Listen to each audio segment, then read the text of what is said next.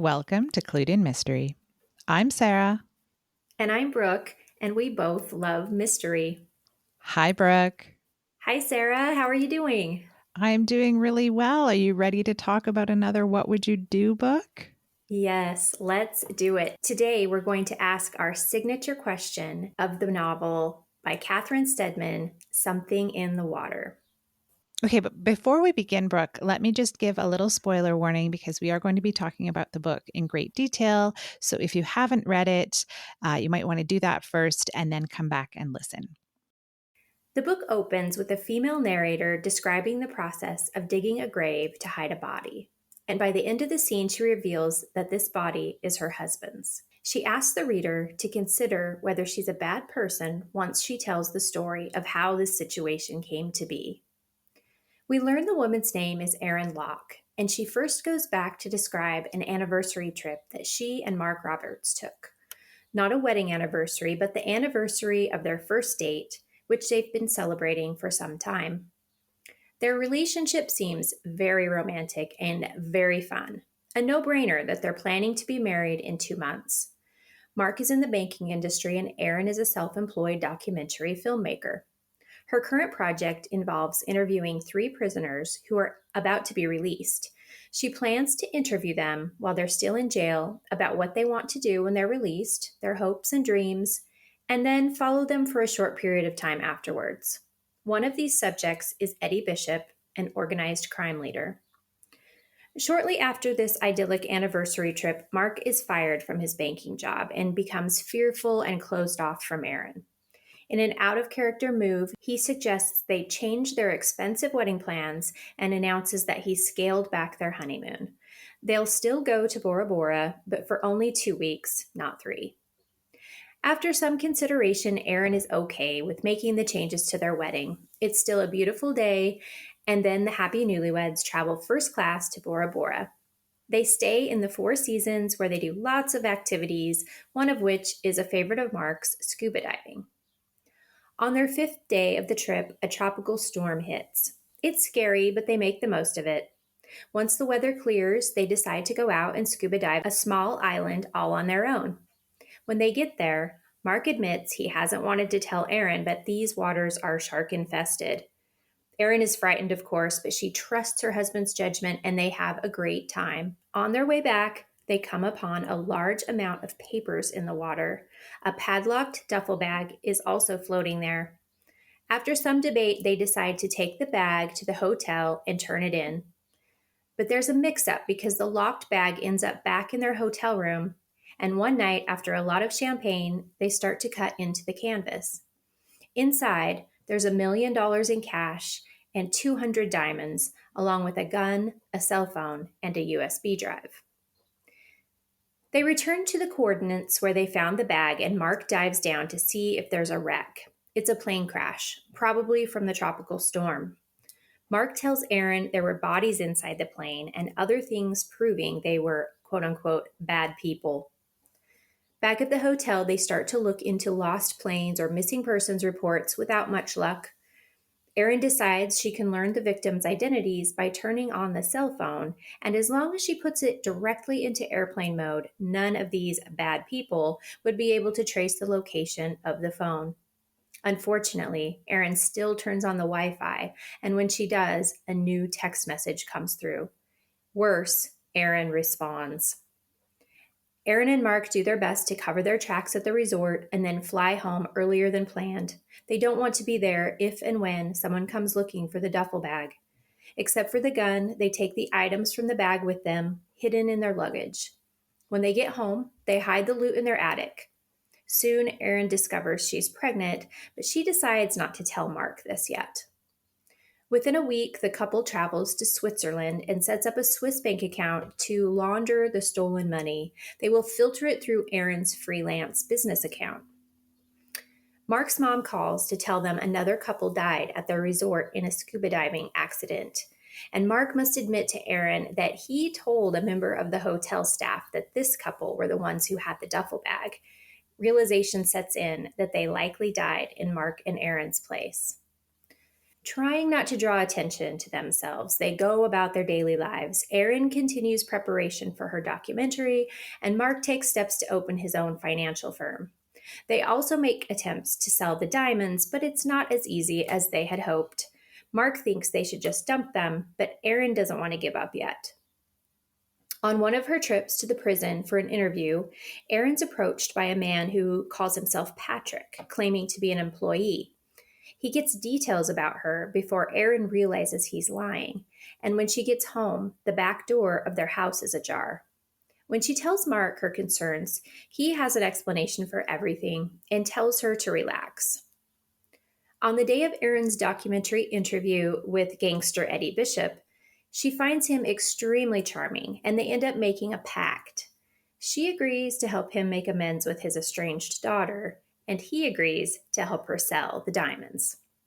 Mark is not happy with the plan, but Erin assures him that she trusts Eddie, and in fact, everything goes smoothly. With the cash and diamonds taken care of, all the couple has to contend with is the cell phone and the USB drive. They agree that they're going to dump them in a wooded area they know of, but first, Mark is scheduled to take a work trip to the US. Once he's gone, Erin can't help herself. She turns the cell phone on and is shocked to find that it has been active since they left Bora Bora, and there have been messages exchanged, making a $2 million deal for the USB drive. It has to be Mark who did it. Erin takes it upon herself to carry out the exchange while Mark is away. With advice from imprisoned Eddie, she makes arrangements to leave the USB drive in the woods at a certain GPS location. Unfortunately, the night after she buries it, she wakes up to someone in her hotel room. It's the man she knows as Patrick. Thankfully, a text from Mark comes through that he's tracked her phone and will come at once. Erin's knocked unconscious by the man, and when she comes to, she's alone in the hotel room, and Patrick has taken her cell phone. Worried that Mark will follow her phone tracker and end up getting ambushed by Patrick, she goes to the place she buried the USB drive to intercept them. Mark is already there, and Erin's confused to find him helping another well dressed man look for the memory stick. Neither of them see Erin, so she watches and listens.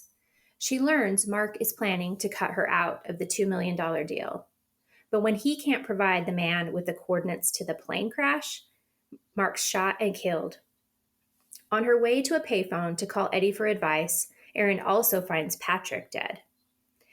Eddie tells Erin to bury the bodies, and a few days later, she reports Mark missing, editing the narrative of the story to work in her favor as if she were making a documentary. So, Sarah, there are multiple places that we could ask our favorite question, what would you do? But I was wondering if we want to go back to the beginning. And my first question is, what would you do if your fiance suddenly wants to basically cancel the wedding and just have a backyard potluck? Well, before I answer that, let me say thank you for that great summary, Brooke. You definitely caught all of the high points, and I can't wait to talk to you about this book and all of the different choices that Erin could have made.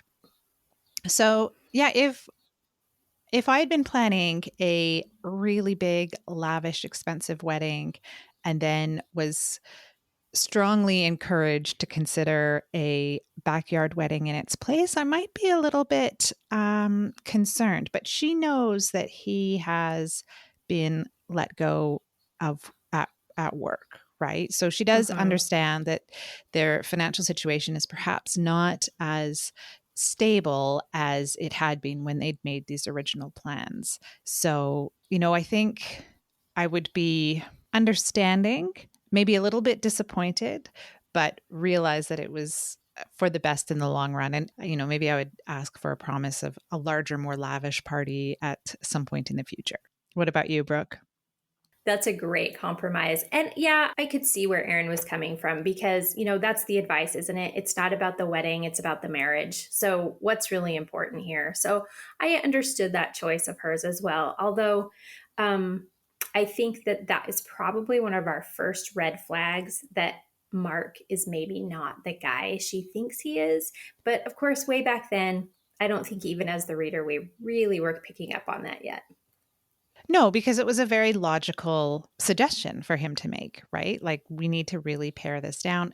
We're still going to have this really nice honeymoon. It's not going to be 3 weeks, but let's face it, a 3 week honeymoon in Bora Bora is probably a bit excessive anyway. Absolutely. Like a 2 week honeymoon period is pretty fantastic. And then they had this, 5-star resort. So it was great. So I felt the real what would you do questions kind of came later in the book. There was a lot of buildup to get to Hmm. those questions. But for me, one of the first ones was, would you pick up the bag from the water? Yeah, I had that highlighted in my notes as well. I think that these exercises always demonstrate basically that I'm a big chicken because I'm like, leave it there, just leave it there. And of course, I don't want them to because I want this thrill ride to happen. But I would probably just want to speed away. And I was discussing this. I listened to a large part of this audiobook in the car with my husband. So he got to tell me, oh, I would totally take it. He said he would do what the characters say, that he would turn it in. But yeah, I would leave it there. I mean, I think I'm probably with your husband. I probably would pick it up and say, look, we found this.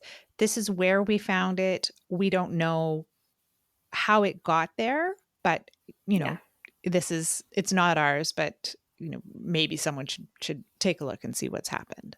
exactly. And, then you can get the authorities involved because at this point they have no idea what the crash is about. And it seems like something that the authorities needs to be told about after this big storm, right?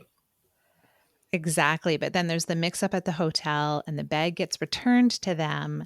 And then they have this drunken night. And the next morning, Aaron realizes that they tried to open it. And well, we've gotten this far. Why don't we actually open it up and see what's inside? And then they realize that they have stumbled across quite likely stolen goods.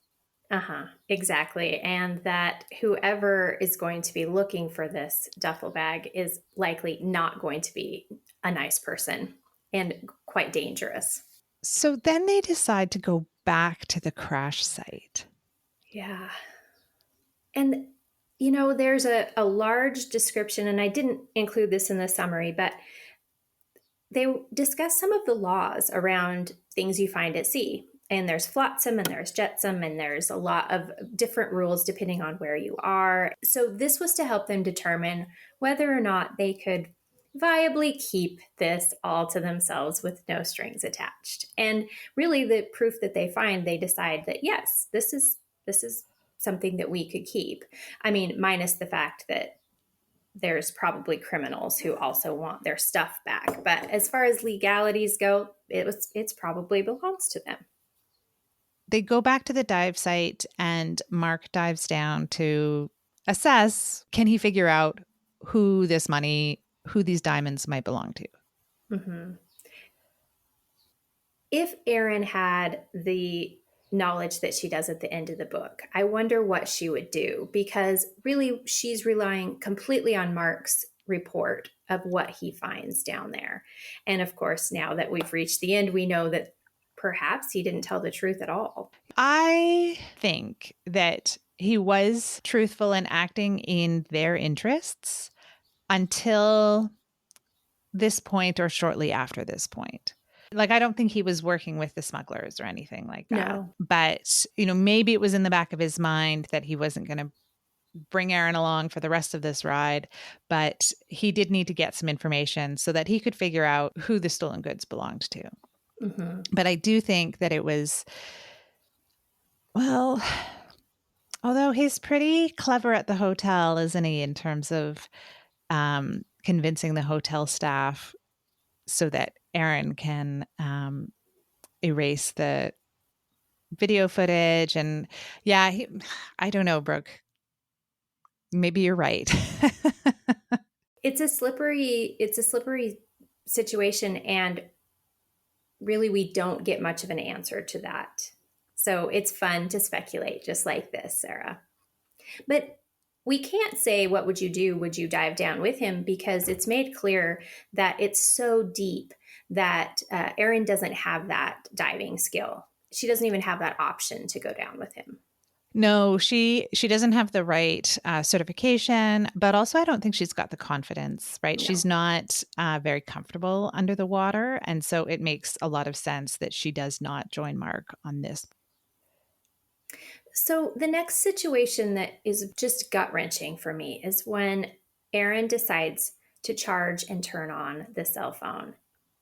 What about you, Sarah? Would you have done that? I don't know because I understand the desire to figure out like who are these people and how bad are they? How likely are they to come and find this? Because maybe they're all dead on the bottom of the ocean floor, right? Yeah, so I kind of understand why she did it. Would I though? Probably not. I think this is where I start to become a chicken. Yeah, I agree, Sarah. I think that once again, it's a turn it over to the authorities situation because they certainly can do that, right? They can trace where cell phones have been used and find out who has access to things. And it would have been a safer bet. But we've already entered into the fact that they're really trying to do their best to keep these funds. Mark's lost his job. This amount would pay off their house and give them a very healthy nest egg to move forward with. And so there are those stakes. They would lose it all likely if they turned it in. One thing I think works as a disadvantage to Erin is that she is this documentary filmmaker. She's very familiar with researching. And so I think that she has a confidence in that maybe gets her into more trouble. Yeah, and the curiosity that comes with that, Mm-hmm. right? And so it maybe, she just can't help herself. What about Brooke when they're preparing to leave and they do a couple of things? I mentioned earlier, figure out how to wipe video footage of Erin having been in the business center and turning on this phone. And then she describes how they smuggle the money and the diamonds by sewing them into the linings of their suitcases. Would you think to do that, Brooke? No, I thought that was very like it makes me wonder where they got this idea. Although they do Google a lot of things, which also is nerve wracking to me. But they sew the money in the lining of their suitcases, and she's very meticulous about keeping it the same, width or depth, however you want to think of it, so that it appears to be lining. There's no bulges, and then she hides the diamonds in some sanitary products. So she's like nobody looks through those, right? Yeah. Uh, yeah, pretty clever, I must say. Although I would still have been so nervous on the way home. I don't know that I could have even made it. No. And I mean, I think that much cash is probably pretty heavy. Oh, good point. So, I don't know how obviously they weren't challenged because they were traveling first class. And she makes a point of, that those passengers don't get the same level of scrutiny that other passengers might. So they can take advantage of that. Um, but yeah, I just can imagine like trying to lug this extra heavy suitcase through the airport. 100%. So when they get home and she continues with her documentary project and she goes and um, visits Eddie, whom she's already met him. While they're away, he sends her champagne, and that makes her a little bit uncomfortable because she realizes that he knows exactly where she is. But this also, I think, signals to her that he has a lot of connections. And so she reaches out to him for some help in how to deal with these diamonds. Hmm. Would you have done that, Brooke? Again, I feel like this is similar to the hiding this stuff in the suitcases. Like I'm pretty impressed that she like thought on her feet so quickly because she didn't know that he was going to ask her for the favor to visit with his daughter and try to make amends with her. But she very quickly says, "Oh, okay, well, let me ask you for something back." And maybe she had that plan in the back of her mind because, like you said, she has been interacting with him and realizing, oh my gosh, even though this guy's in prison, he still is very much active on the outside. Maybe she had that plan in the back of her mind. And it was a great plan because it works. And I feel like Eddie is almost kind of fatherly to her, and she Yes. feels a real affection for him, and I think vice versa too. Yeah, I would agree. He's one of those really likable criminals, right? Yes, he has made a career out of doing probably some very bad things, but he cares for his daughter, right? He wants to repair that Mhm. relationship. And he clearly has some affection for Aaron. He's one of those villains that you cheer for. Exactly. And I think she's in a place where she doesn't know who else to turn to. It's not like she has a contact list of people who are criminal like. So, you know, who else is she going to trust? Yes, and they have made some attempts to move the diamonds, and they, are hitting dead ends. And Mark has given her a bit of a deadline at this point because he's telling her he just wants to dump him, and so she says, "Give me one more chance," and that chance is Eddie. So I guess I can see how she came to that decision. It's not a red flag for her when Mark says, let's just get rid of the diamonds. When I think was their value 1 million or 2 million? I can't remember. I think they expect them to be about 1 million. Right. Which is, I guess easy come, easy go. But when you've almost got that money, like, of course, you're going to try one last thing. So here's my what would you do question for you, Brooke, is would that raise any flags for you when your husband says, you know what, let's just toss these into the river? It would definitely make me raise my eyebrows and be curious of what's going on, just simply because it is so much value there. And I think that's one of the frustrating things about Aaron is okay, we've got Mark changing the trip on his own. Mark can't, basically saying we must cancel the wedding, the big festivities. Oh, by the way, there's sharks in these waters while we're wading In the in. water. Yeah. It's frustrating that we have so many of Erin's internal thoughts, but we never hear her. She never questions Mark. She's No. 100% trusting of him all throughout. And maybe it would have been too much of a giveaway considering that we do know what the ending is to have that character question him. But yeah, I would be like, what in the heck is going on? Why don't Yeah. you want this money? And she kind of slowly reaches this conclusion that, you know what, my face is the one, I'm the one who opened up the numbered account. I'm the one Mhm. who has been trying to arrange for these diamonds, right? Like I've been meeting with potential diamond brokers. So she kind of slowly realizes that he's been doing all the back end stuff, Mhm. but hasn't been putting himself forward and in any risky situations. That's right. This isn't necessarily a what would you do, Sarah, but a uh, could you believe it that she was accomplishing all of these extremely adventurous and clever situations all while she was about 6 to 8 weeks pregnant. And I don't know about you, but that was not one of my most energetic or best times of my life. You're right, Brooke. The first couple of months of pregnancy can be quite tiring. But I think maybe it's the promise of the better life that they're going to have that provides her with the energy to do all of this. Yeah, and we do hear that in her thoughts a lot. Like, this is why I'm doing this. We'll pay off the house. We'll have this, start for our new family. I was just very impressed that there isn't a lot of mention of, morning sickness or being tired. And good for her. Good for Erin. But would you keep the pregnancy from your husband? I think that's something else that is a theme through this book is yes, Mark ends up being, the actual villain of the story, but Aaron continues to lie to him in different ways throughout or keep information from him throughout their relationship. And so there's this idea that this is this picture perfect, they're just so much in love couple, but she lies to him a lot as well. And no, I don't think at some point in all these very crucial moments, I would have felt responsible to tell him it's his child too. Yeah. Well, and I think it is also a pregnancy that they wanted. Hmm. And so there's, that kind of excitement around, hey, this is actually going to happen.